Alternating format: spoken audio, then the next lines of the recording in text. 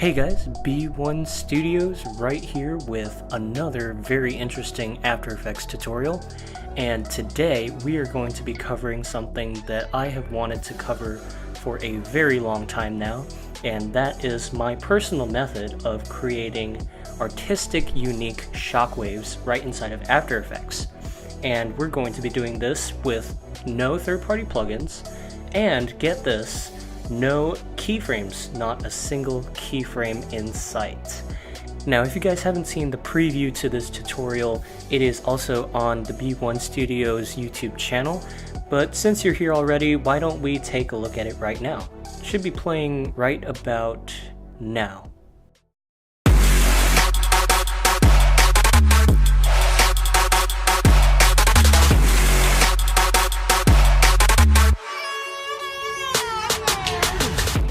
Alright, so very exciting effects here, and it may look pretty complicated, but the most important thing that you should get out of this tutorial is the premise.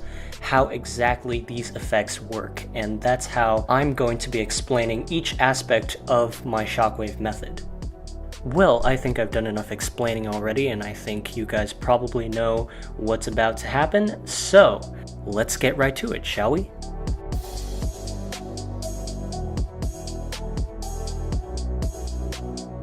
Alright, so what I have here is the actual After Effects file that I used to make that shockwave. So what you can see here, if I just scrub through a little bit, is that we have a sort of very feathery shockwave, and I really like this effect because, one, it's customizable, and two, each time you make this shockwave, it will come out a different way. Unless, of course, you purposely copy every single parameter to be the same from the last time you did it, in which case it would be exactly the same.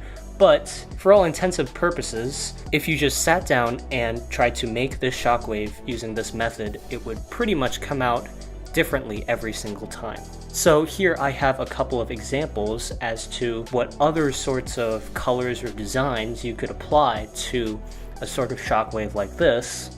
Here we have a blue themed one, and here we have a rather dark shadowy shockwave on a white backdrop, which I think is kind of cool. And as you can see, all of these shockwaves utilize the same sort of expansion or animation effect. And so we're going to figure out how to make this entire animation starting from a single layer. So let's get started. Let's hit Control N or Command N on a Mac for new composition. And let's just make sure we have all the right settings here. Maybe change the duration to just 12 seconds just to stay safe here. And let's name it. It's shockwave time. Just for effect. Alright, so now we're going to need a new solid, so let's go ahead and Control Y or Command Y, and we'll get our solid settings. Let's go ahead and name it Wave 1, just to stay organized, because that is always important. So, what you need to understand about this entire shockwave effect is that it is based off of radio waves, which are a very versatile way of creating any sort of repetitive design. So let's go up to Effects and Presets and type in radio waves, and we will see Generate Radio Waves, and just drag that on the layer itself or in the Effect Controls tab. Doesn't really matter, we're going to get the same result either way.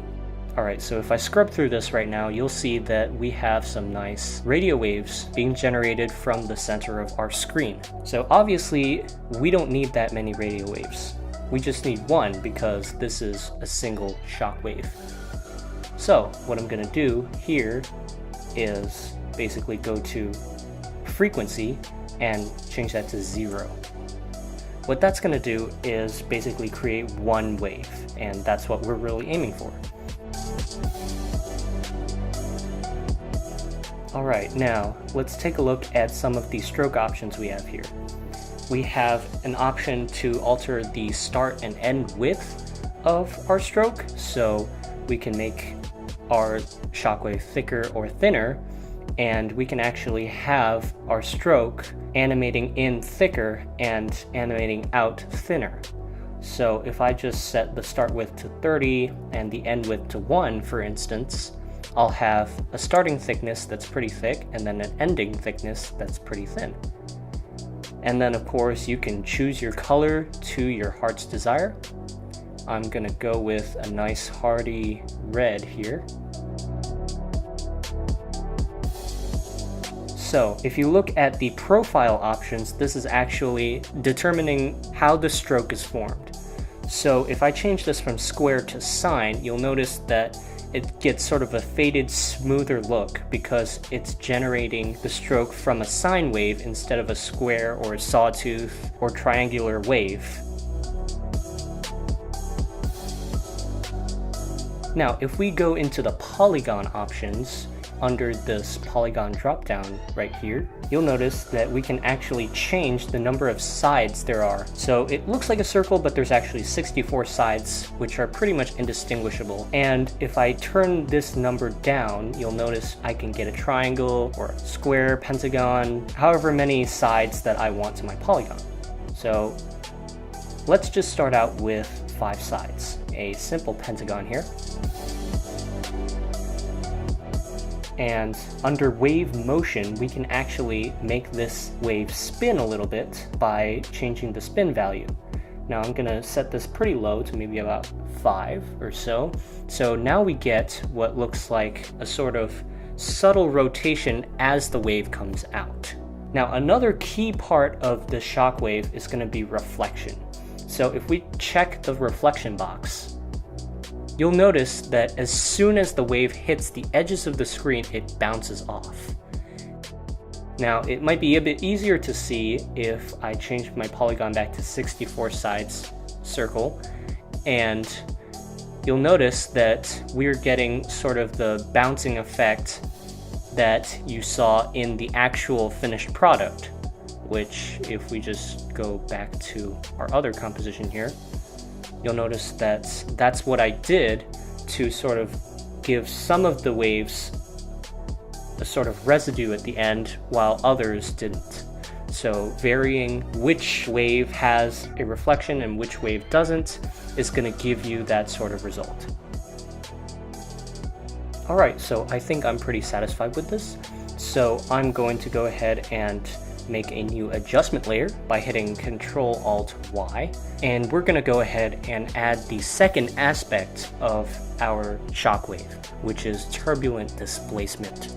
Now, turbulent displacement is a very effective distortion tool, which we will find out right about now. We'll just go ahead and drag that into the effects, and now we have a distortion going on, which I can alter the amount. But what I'm going to do actually is change the displacement from turbulent to twist. And this is going to give it sort of a twisted distortion effect. There's really no other way to describe it, but if I just alter the amounts here into the negative side, you'll notice that I can get some pretty heavy distortion. But what I want to avoid as much as possible are these tiny little blotches that sort of separate from the main wave. So you can keep some of them, but don't turn the displacement up so high that you get lots and lots of them, which is going to make your wave look a little strange. So if I scrub through our wave now, looks like we're making some progress, and we've got a nice little shockwave effect going on here. Alright, so let's go ahead and make another new adjustment layer with Ctrl-Alt-Y, and we're going to add the third and final main component of this wave, which is glow. Let's go up to Effects and Presets, type in glow, and drag it over to the effect controls. Now, I really want this glow to be as high as possible, so let's crank it up by making the glow threshold 0%. And as you can see, I can also alter the glow radius and intensity if I want to. but at this stage it's a little bit hard to see. Once you start adding more layers, you're going to be able to see that effect a little bit better.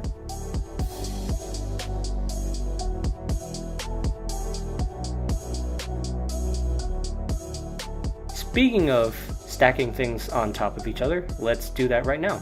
We're going to take what we have right now and simply duplicate it. Let's just select everything here, Control C, Command C if you're on Mac to copy, and Control V, Command V to paste. Now I've got a little out of order here, so I'm going to want to drag my 2 new adjustment layers on top of the new wave. Alright, so now we have 2 waves going. We're just going to go ahead and alter the parameters until this one looks a little bit different from the last one. And let's just change the color of this wave to something a little bit more contrast. Perhaps a turquoise blue. Looks interesting.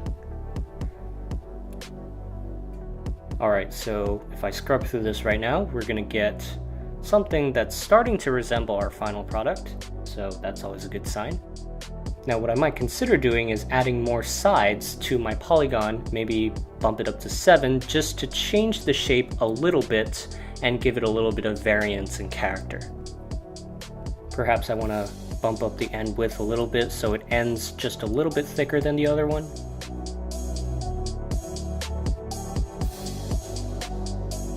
So really all this is almost arbitrary, but you do have to know what you're doing when you alter the parameters so that you can get the exact design that you want, which is why I'm trying to sort of explain the steps as I'm going along. And perhaps we want to up the size, maybe not, maybe go backwards a little bit.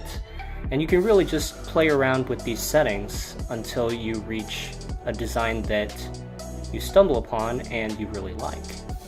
So right now I'm just going through sizes of turbulent displacement to sort of see what works and what doesn't. And of course, it's never too late to change your mind, so if in the next few minutes I decide to change my mind about this turbulent size, I can always go back and change it.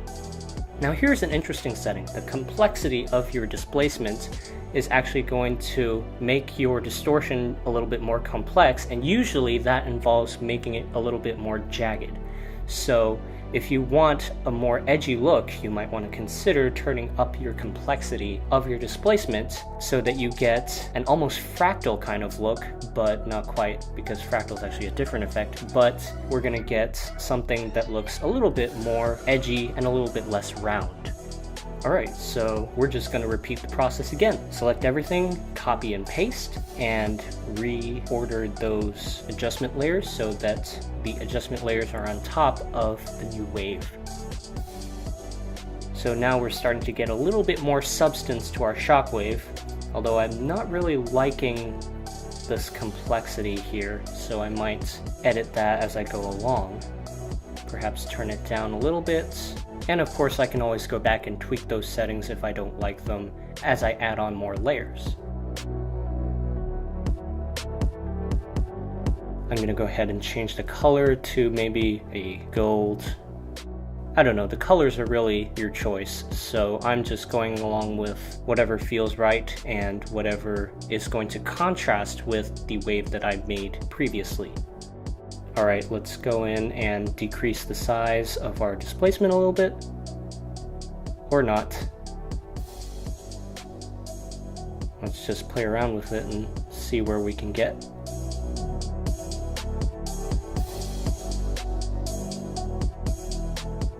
Alright, let's do it one more time. Copy and paste. Move our adjustment layers up. Change the color to perhaps a indigo, maybe? Let's just give that a try. And perhaps what you want to do with your last wave is go totally crazy on it and bump the start width to the max at 100 and the end width also to the max at 100. So you're going to get something really thick and almost has an aura kind of look to it. Now I see that I have too many reflections going on here, so I might want to turn off reflection on 2 of my waves just to get rid of some of that wave residue left in the middle. Alright, so it appears I have some clown colors going on around here, which is totally fine, but we'll see how that goes as we really work with this wave. Perhaps we'll just go back in and alter some more complexities in our turbulent displacement, just to get that perfect feel.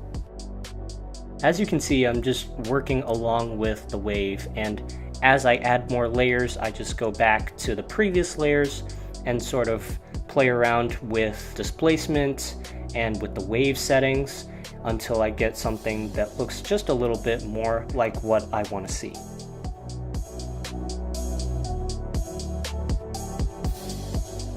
Now, the interesting thing about displacement is if you go in the negative direction and then go back into the positive direction, you'll notice that you're just simply inverting the displacement that you did before. Anyway, I'm starting to get something that I like here. Perhaps I want to turn the sides up on this last wave to get it to look a little bit smoother on the edge. Perhaps bump up the glow intensity a little bit. Let's just scrub through it here and take a look.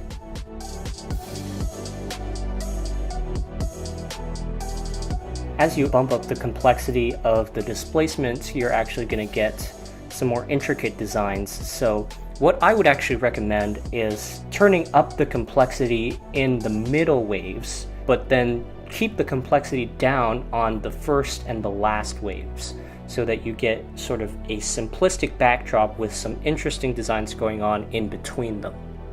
So it's starting to look pretty nice, but we're not done. We can still do a little bit more with this wave by adding more adjustment layers on top of everything that we have already created. So let's go ahead and Control-Alt-Y for a new adjustment layer and rename it Radial Blur. Let's go up to Effects and Presets, type Radial Blur. CC Radial Blur is right here, and we're just going to go ahead and put it in.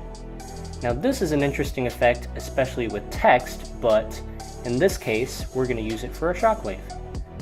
If I change the Radial Blur type to Straight Zoom, I'm actually going to get a very interesting blur that sort of comes towards or away from the screen. So perhaps play around with the amount of radial blur that you like. In this case, I'm probably going to go with around 25, maybe 20, somewhere in that vicinity. Alright, so now we have this sort of stylistic effect on top of our shockwave. Let's go ahead and add another adjustment layer, and we'll name this Curve. Now you can do a lot of interesting things with curves, but one of the things you can do is pump up the contrast. And this is where things get really interesting. Because now, if we make the curve actually have very sharp maximums and minimums, we'll get these sort of contrasted colors that almost look like an oil painting. Now what I've done here is I have this curve already made. And this curve is something I think works pretty well for almost any shockwave color. I'll have a link down below so that you can actually download this curve file in a .acv format, and if you have the latest version of After Effects, you can actually go into Open and open that exact curve. If you don't, or if you'd prefer not to download it, you can just take a look at it and sort of copy the shape of the curve if you'd like. I'm just going to go ahead and copy paste it into our new composition here, since I have it right here. Now what you'll notice is perhaps that curve added too much contrast, and you can see a lot of sharpness to the shockwave. Maybe perhaps you want it to be toned down a little bit, but you still want to retain these colors. So instead of toning down the curve, what we're going to do is we're going to add an overall blur to the entire shockwave. So let's go ahead and make another adjustment layer. I know we're just going crazy with adjustment layers today.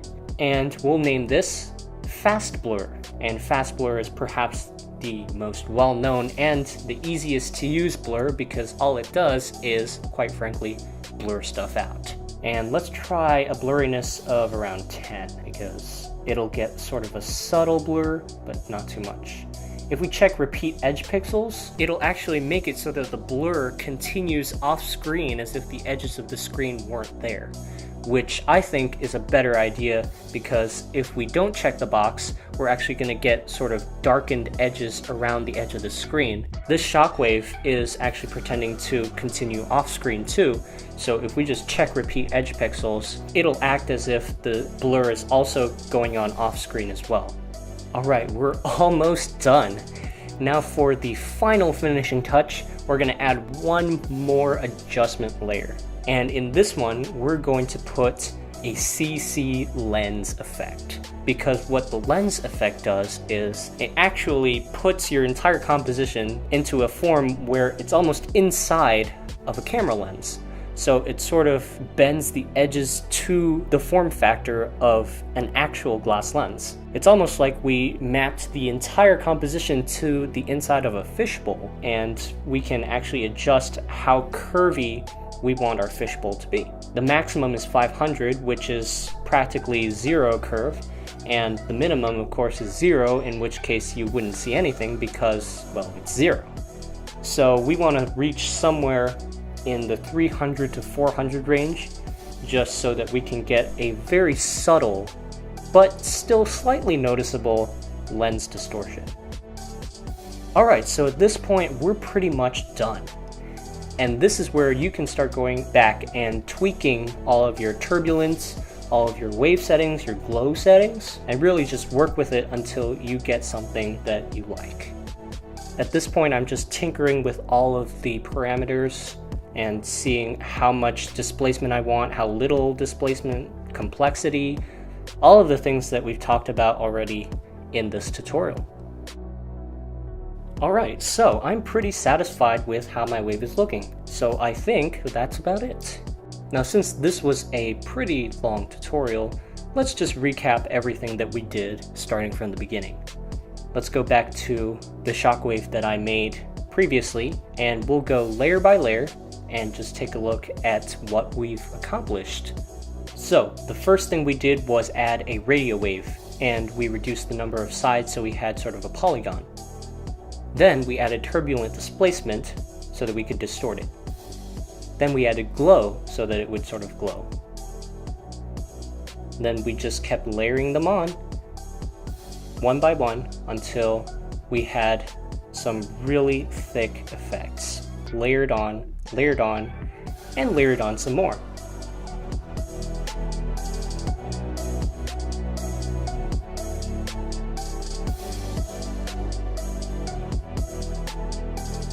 Then we added our radial blur, the custom curve, the fast blur to blur it out, and finally the lens blur to give it that extra realistic touch. Alright, all that's left to do is render it out, I suppose, and take a look at our finished product.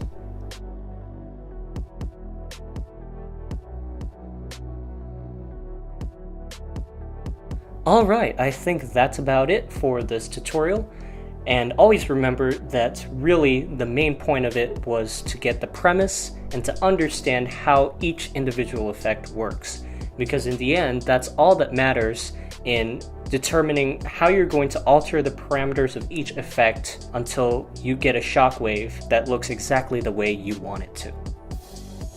So I hope you guys enjoyed watching this tutorial as much as I enjoyed making it, and I will catch you guys next time.